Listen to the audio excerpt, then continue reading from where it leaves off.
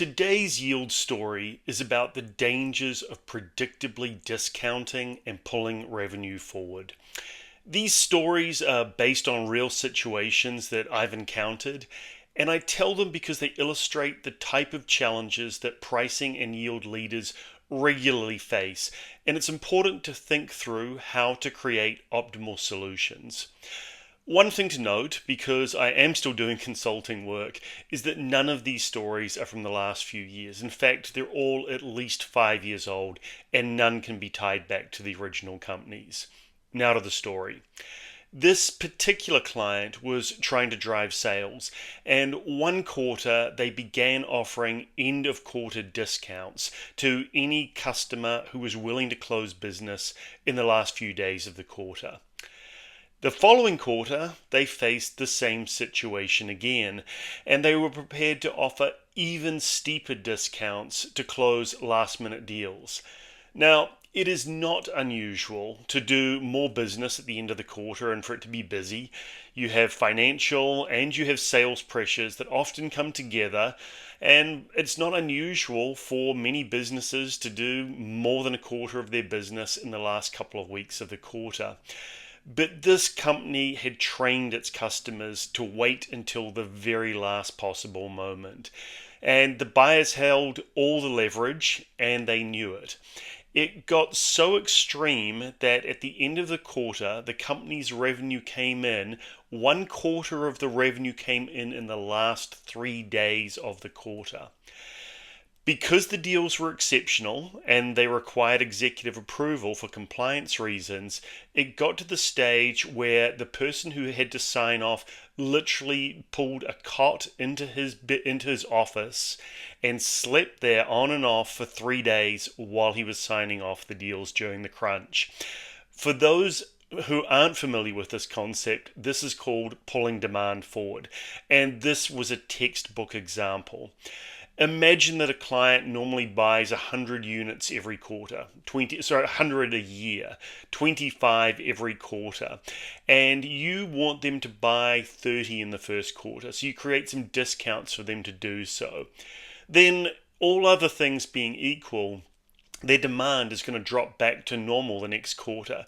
So it may go back to 25, or it may even go back to 20 because you've pulled 5 units forward into the first quarter. You haven't created new demand, you've just shifted the timing.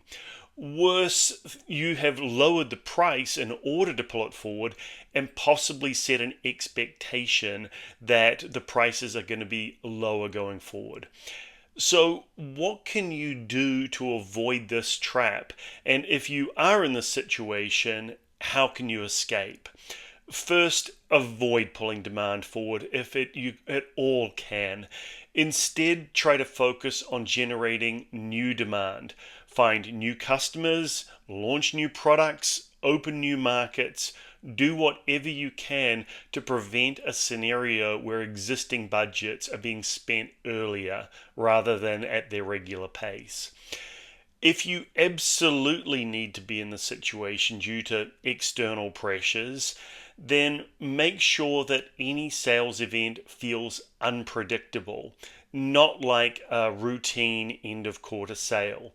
Maybe you only discount certain products, or maybe the discount is tied to a larger annual commitment to ensure that you have increased the overall spend.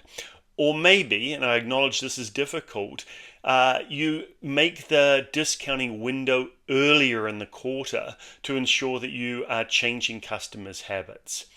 Now, let's say that you've inherited this problem. Someone else created it, or maybe leadership has just realized how bad things have gotten.